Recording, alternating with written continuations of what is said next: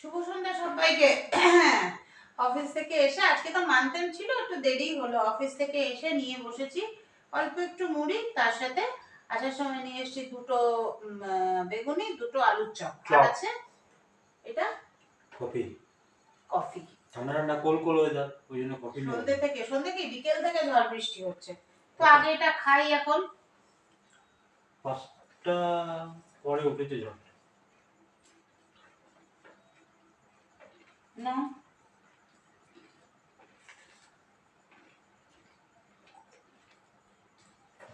খেতে খেতে কিছু গল্প করি তোমাদের সাথে। গতকাল খুবই কষ্ট করে আমরা ভোটটা দিয়ে এসেছি, মানে আমি ভোটটা দিয়ে এসেছি। তবে দিনটা স্মরণীয় হয়ে থাকবে বেশ কিছু কারণে। এক হচ্ছে আমাদের দুজনের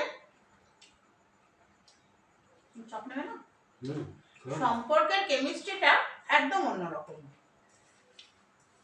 ও যে আমার সাথে গেছে, ওর কিন্তু ভোট ছিল না। ওর ভোট 23 তারিখ হয়ে গেছে। ও আমাকে একা ছাড়তে ভরসা পায় না, কারণ বলে তোমার এতগুলো সিঁড়ি ভাঙতে হবে, বাসে ওঠা নামা আছে, হাঁটুর প্রবলেম আছে, তোমার কষ্ট হবে। ও কিছুতেই ছাড়বে না আমাকে একা। এই যে অফিস যাই, যতক্ষণ না ঘরে ঢুকি ফোন করতেই থাকে। এবার আমরা দুজনে কিন্তু রাজনৈতিক মতাদর্শে দুজনে কিন্তু ভিন্ন মতের। ও এটাও জানে ও যাকে ভোট দিয়েছে আমি তাকে ভোট দেবো না, আবার আমি যাকে ভোট দিয়েছি আমিও জানি এটা ও তাকে ভোট দেবে না। কিন্তু তাও ও আমাকে নিয়ে গেছে। তার কারণ হচ্ছে আমরা দুজন না, আমাদের দুজনের মানে মতামতটাকে খুব সম্মান করি। আমরা আমাদের দুজনের পছন্দ অপছন্দকে খুব সম্মান করি, সেই জন্যই ও নিয়ে গেছে। আর আমারই নিজের খারাপ লাগছিল, আমার জন্য ওকে কালকে অনেক কষ্ট করতে হয়েছে। প্রথমে তো প্ল্যানেট এলাম, প্ল্যানেট এসে পেলাম না, বাস আবার মেট্রো ধরে গেলাম হাওড়া, সেখানে গিয়ে ট্রেনে করে এলাম। আর কালকে একটা খুব আনন্দের বিষয় হয়েছে, ও নিজেও দেখেছে যে বিভৎস লাইন হয়েছিল, বিভৎস লাইন। তো সেই লাইনে কফিটাও ঠান্ডা হয়ে যাবে। সেই লাইনে আমার প্রচুর পরিচিত লোকেরা ছিল, মানে আমি যাদের কাকিমা বলি তারাও ছিল, আমার প্রচুর ছাত্রী ছিল, ছাত্রীদের বিয়ে থা হয়ে গেছে, ছাত্র ছিল, অনেক ছিল, প্রচুর চেনা মানুষ ছিল, কারণ একই জায়গার মানুষ তো।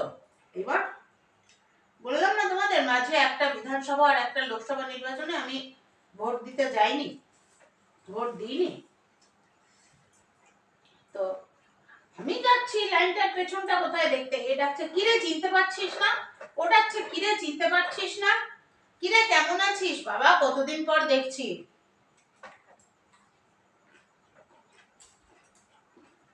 এটা তো অবশ্যই একটা ভালো লাগা। সেই সঙ্গে সব থেকে ভালো লাগলো ওরা ওর সঙ্গে কথা বলেও খুব খুশি হয়েছে, আর আমার ডিসিশনটাকে ওরা সম্মান জানিয়েছে। বলছে যা করেছিস ঠিক করেছিস, তোর লাইফটা আমরা ছোট থেকে দেখেছি, তো তোর জীবন তুই তোর মতো করে বাঁচবি। এটা কারো তোমাদের কাছে কৈফিয়ত দেওয়া নয়, আমার ডিসিশনটা যে ওনারাও অ্যাপ্রিসিয়েট করেছে, এইটা ভালো লাগলো। আমার এক কাকিমা, তার মানে তার বয়স বুঝতে পারছো, কাকু মারা গেছে 2023-এ। কাকিমা বলছে ঠিক করেছিস, তুই কতটুকুই কি করেছিস না করেছিস তোর ছেলে মেয়ের জন্য সেটা আমরা সচক্ষে দেখেছি, নিজের মতো করে বাঁচ। সব থেকে ভালো লাগে আমরা তোকে দেখি ইউটিউবে, আমরা তোকে ফেসবুকেও দেখি, সব থেকে ভালো লাগে তুই ভালো আছিস সেটা দেখতে। এটা গেল এক কথা। খাবে না ওটা? আর একটা কথা যেটা সেটা হচ্ছে আমি ভোটের লাইনে দাঁড়িয়েছি,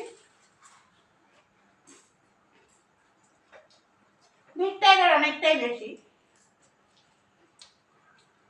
আমার 2-3 জন পরে আমার 2 পিসি দাঁড়িয়েছে। বড় পিসি যার বয়স প্রায় 83 বছর, আর সেজো পিসি। আমি জানি তারাও ভিডিওটা দেখবে। এবার তাদেরই পরিচিত লোকজনেরা আমার পাশের বাড়ি, তার পাশের বাড়ি, এবং আমি ছাত্র সংগঠন করেছি, যুব সংগঠন করেছি, মহিলা সংগঠন করেছি, সেই সঙ্গে বর্ণনাট্য সঙ্গেও দীর্ঘদিন যুক্ত ছিলাম, তারপরে পশ্চিমবঙ্গ বিজ্ঞান মঞ্চের সাথে। সেই সমস্ত থ্রুতে যারা, তারা সবাই আমার সাথে কথা বলছে, এইটা আমি বুঝতে পারছি ওদের খুব গায়ে লাগছে, খুব গায়ে লাগছে। আমি যখন বেরিয়ে এলাম তখন ও বললো কথা বললে না পিসিদের সাথে। আমি বলছি কেন, কিসের পরিচয়? তারা যদি আমাকে ভুলে যেতে পারে, আমি কিসের পরিচয়, কেন তাদের সাথে কথা বলতে যাব? বরঞ্চ তাদের সামনে অন্যেরা যে আমার সাথে কথা বলেছে তাতে তারা জ্বলেছে। ভালো ভালো ডিসিশন, ভালো মানুষ সারা সময় ভালোই থাকে। তাকে যতই নোংরামি করে দাগানোর চেষ্টা হোক, দাগানো যায় না। কি বলবে কিছু? দুটো জিনিস ভালো হয়েছে, কারণ অনুর মতো ভোট দিয়েছে, লাইনে দাঁড়িয়েছে, ভোট দিয়েছে। আমি ওখানেই ঘুরছিলাম, একটা গাছের তলায় বসেছিলাম, গাছের তলায় পরে বসলাম, একটু হাঁটাহাঁটি করছিলাম। হাঁটতে হাঁটতেই একজন ভালো অভিনেতার সঙ্গে আলাপ হলো, উনিও আমাকে প্রণাম, আর্য করে প্রণাম করলেন। ব্যাপারটা সত্যি ভালো, ভালো লাগলো। আরেকটা হচ্ছে যেটা এক্সপেক্ট করেনি, সেটা হচ্ছে গঙ্গার তলা দিয়ে যেটা দেখার একটা ইয়ে ছিল, যে জিনিসটা, সেটা একটা দুজনেই হয়ে গেল দেখা। মানে এটা আশা করি, মানে এক কাজে দু কাজ হয়ে গেল, ভালো লাগলো। একটু হ্যারাস হলো কিন্তু। আর তখন সেলফি তুলবেও ভেবেছিল, কিন্তু সেলফিটা কিভাবে তুলবে বলো? ফোন তো ওখানে অ্যালাউ করবে না। মানে ধরো এই যে তোমাদের তো ভিডিওতে শেয়ার করেছি লাইনটা আর রাস্তার এপারেই ও দাঁড়িয়েছিল, ওখানে ফোন অ্যালাউ করবে না। ও তাই বলছে তাহলে একটা সেলফিও তুলতে পারতাম। ঠিক আছে। ব্যাপারটা হচ্ছে ফোনটা সাইড ব্যাগের সঙ্গে, ফোন দুটো ওর সঙ্গে ছিল। তার আগে ওই অভিনেতার সঙ্গে দেখা হয়ে গেছে অলরেডি, কাজ কমপ্লিট। তারপর আমার মনে হলো যে সেলফি তুলে ভালো, কি করা যাবে। তারপরে যখন একটা গাছের তলায় এসে বসলাম, তারপরে মনে পড়লো যে ওকে তো ফোন নিয়ে ঢুকতে দেবে না। তারপরে ফোন দুটো আমি হাতে নিয়ে আনলাম। তার আগে তো যাওয়া ভালো হয়ে গেল, ওইটা আফসোস করে লাভ নেই। তো যাই হোক, ভালোই কাটলো।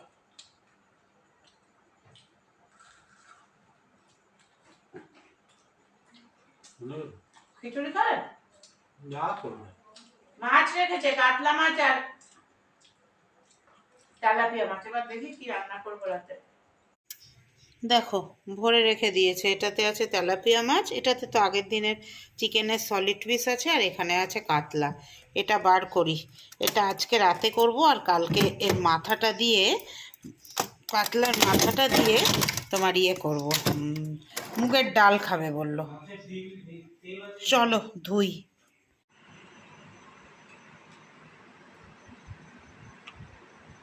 বৃহস্পতিবারের ডিনার, এখানে আছে মাছের পেটি ভাজা, সর্ষের তেল, মাছ ভাজা তেলই তো নাকি, এক কাপ কাঁচা লঙ্কা, আর এখানে আছে মাছের ঝোল, কাতলা মাছের ঝোল। তাহলে একটা ঝোল আর একটা ভাজা, আর এখানে তাই। চলো আমি মাখতে শুরু করে দিয়েছি। পুরো রক্ত হলো 11টা পুরো। ঘড়িতে এখন সময় হয়েছে ওই 11টা 25। তো খাওয়া দাওয়া হয়ে গেল। কাতলা মাছ রেখেছে, আর পমফ্রেট বলছি, তেলাপিয়া রেখেছে বললাম তো। কাতলাটা করেছি 2 পিস করে ভাজা, 2 পিস ঝোল। জানো তো এই নখটা ভেঙে গেছিল সেদিন, তো তার জন্য সব নখগুলোকেই ছোট করে দিয়েছি। হালকা আছে অল্প।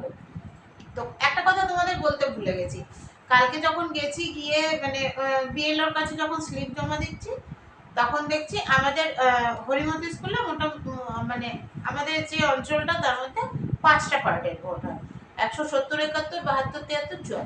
তা আমি হলাম 73-এর ভোটার, আর আমার মানে আমরা রাস্তার ডান দিকে যারা থাকি তারা 73-এর ভোটার, রাস্তার বাদিকে যারা থাকে তারা 74-এর। আর 73 আর 74 দুটো বিএলও একসাথে বসেছে। 73-এর বিএলও দেখছি আমার ছাত্রী, আর 74-এর বিএলও দেখছি আমার ব্যাচমেট। 73-এর বিএলওকে যেই আমি কাগজটা দিয়েছি আমাকে, ম্যাম আপনি এ বাবা আধার কার্ড ভোটার কার্ডের ছবি দেখে তো আমি বুঝতে পারিনি ম্যাম। আমি বললাম তোমার সাথে আমার কথা হয়েছে তো? বলছে হ্যাঁ দুর্গাপুর থেকে তো আপনার ভাই নিয়ে গেল আপনার স্লিপ। আমি বললাম হ্যাঁ। বলছে আমি না একদম বুঝতে পারি না। ঠিক আছে কোনো ব্যাপার না, না দেখলে কি করে বুঝবে, আর এত বছর পরে বোঝা যায় নাকি। ও আমাদের মানে ও আমার স্টুডেন্ট ছিল হচ্ছে 2006-এর ব্যাচে। 2003 থেকে মোটামুটি আমি করেছি তোমার পার্ট টাইম জব। তো ও আমাদের আমার স্টুডেন্ট ছিল 2006-এর ব্যাচে। ওই কি আর মনে থাকে বলো, 6 থেকে 26 মনে থাকা সম্ভব? তবে কি বলতো ভীষণ ভালো লাগে জানো তো, এই পুরোনো মানে যারা মানুষ গড়ার কারিগর তারা যদি ঠিকঠাক হয়। আর ব্যতিক্রম তো কখনো নিয়ম হতে পারে না, ব্যতিক্রম তো থাকেই, ভালো মন্দ সব রকম ব্যতিক্রমই থাকে। কিন্তু যদি ঠিকঠাক হয় মানুষ গড়ার কারিগর, তখন যখন তার হাতে তৈরি মানুষগুলো জীবনের বিভিন্ন ক্ষেত্রে নিজেদেরকে প্রতিষ্ঠিত করতে পারে তখন খুব শান্তি হয়। যারা আমার চ্যানেলে যারা টিচার বা প্রফেসর আছো তারা বুঝতেই পারবে, তারা জানো এই ফিলিংসটা কিরকম ফিলিংস। অ্যাজ এ টিচার তার স্টুডেন্ট যখন একটা ভালো জায়গায় পৌঁছায় তখন তার ফিলিংসটা কেমন হয়। সত্যি কালকে খুব ভালো লাগছিল।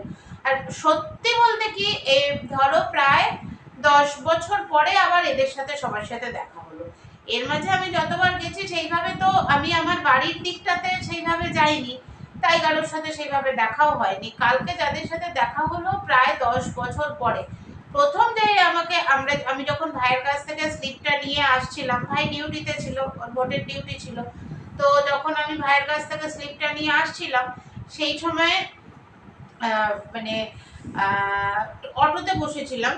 তো অটোতে বসে থাকতে থাকতে মানে আসছি, তখন হঠাৎ দেখছি সামনে যে বসেছিল সে পেছন ফিরে এমনি করে আমাকে বলছে দিদি কি ভোট দিতে এসছো? ওমা দেখছি আমাদের বাড়ির মানে আমার বাপের বাড়ির উল্টো দিকের বাড়ির ছেলেটা।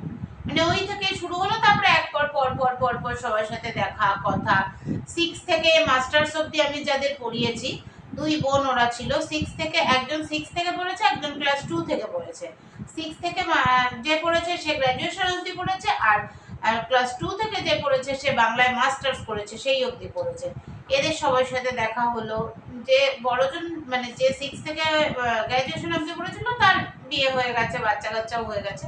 ছোটটার এখনো বিয়ে হয়নি, ও নিজেও অনেক টিউশন করে। তারপরে ওদেরই দুজনের খুড়তো জ্যাঠতো যত ভাই বোন ছিল একটা সময় ওরা সবাই আমার স্টুডেন্ট ছিল। ভালো লাগলো, খুব ভালো লাগলো কালকের দিনটা, মানে খুব সুন্দরভাবে একটা এনজয় করলাম। আর সেটা আমার পক্ষে একমাত্র সম্ভব হলো আমার এই মানুষটার জন্য।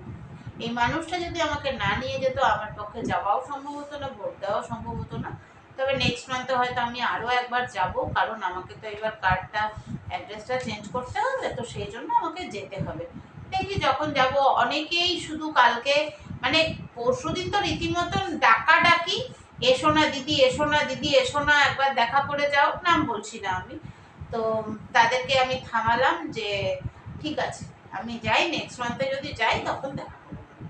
তখন একবার দেখা করতেই হবে। একবার আমি যদি আমি থাকি তবে না দেখা করব।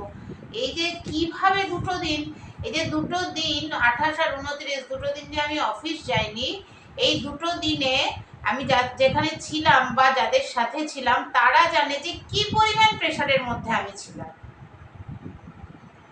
কি পরিমাণ প্রেশারের মধ্যে। হয়তো অফিসেই যাইনি কিন্তু বাকি সমস্ত কাজ আমাকে করতে হয়েছে, এমনকি ম্যানেজারদের ঝাড়ও খেতে হয়েছে কাজ ঠিকঠাক হচ্ছে না বলে। মাসের শেষে যে কোনো কাজ হলে না, মানে এরকম দরকারি কোনো কাজ হলে খুব প্রবলেম হয়ে যায়। আজকে বাড়ি আসার পরে রাত্রি 9:30 পর্যন্ত ফলো আপ চলেছে। আমার লাস্ট পেমেন্ট আমি তুলেছি রাত্রি 9:35-এ। তারপরে রান্না খাওয়া করতে করতে এই 11টা, এখন 11:30 বাজে। চলো সবাইকে tata bye bye, good night. আজকের ভিডিওতে শুধু আমি কথা বললাম আর চা খেলাম, আড্ডা দিলাম, সেইটাই শেয়ার করলাম। কাজ ইচ্ছা করে শেয়ার করিনি। সেই একই মাছের ঝোল এটা সেটা কি করব। কালকে আবার যেহেতু ছুটির দিন, কালকে তো মে দিবস। মে দিবসে তো মানে শ্রমিক দিবস, আর আমরা তো সবাই শ্রমিক, যে নিজের ঘরে শ্রম করি সেও শ্রমিক। হ্যাঁ, সেই শ্রমের বিনিময়ে হয়তো আমরা পয়সা পাই না, কিন্তু সেই শ্রমের বিনিময়ে খুব অপ্রিয় হলেও সত্যি আমরা খাওয়া পড়া পাই। সেই জন্য আমরা সবাই শ্রমিক। তো ঘরে আমরা যারা শ্রমিক তারা তো আর ছুটি পাবো না, কিন্তু অফিসের কাছ থেকে শ্রমিক দিবসে ছুটি পাওয়া গেছে। তো কালকে ভাবছি একটু গুছিয়ে রান্নাবাড়ি করব। একজন তো গুছিয়ে সব কিনেই রেখেছে, আর সকালে বেরোবে। আমি ওই যে সুতোর, যে বাচ্চাটার জন্য সুতোর ড্রেসটা বুনছি, ও সুতোটা একটু কম পড়েছে, ওইটা আনতে যাবে, তখনই একটু বাজার করে নিয়ে চলে আসবে। Tata, good night.